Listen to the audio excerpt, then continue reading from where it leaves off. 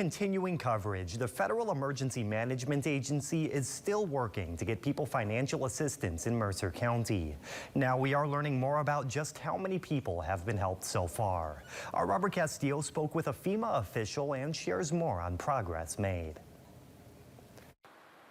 A spokeswoman for the Federal Emergency Management Agency says more than 540 Mercer County residents have registered for disaster recovery assistance. As a result, hundreds of thousands of dollars has been dispersed to residents affected by the remnants of Hurricane Helene.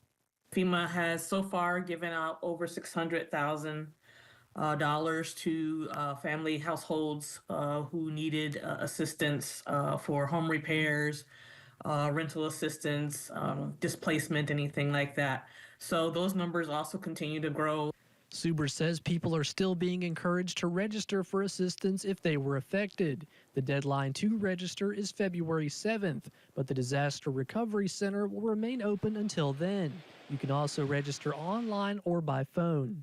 We're just, encouraging people to continue to register and make sure you know what resources are available to you and not miss out on any funding that could help you with your recovery process.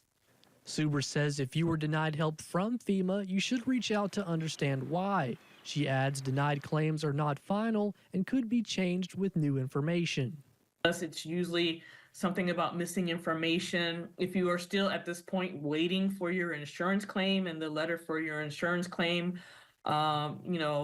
let us know that as well. That, sometimes will equal an automatic letter to be sent because we're waiting on your insurance claim letter on what your insurance is covering and what they are not covering. Help is also still available to those who can't make it to the Disaster Recovery Center but need assistance navigating the process. You should reach out to Mercer County's Office of Emergency Management for more information. Here for you in Mercer County, I'm Robert Castillo, WVVA News.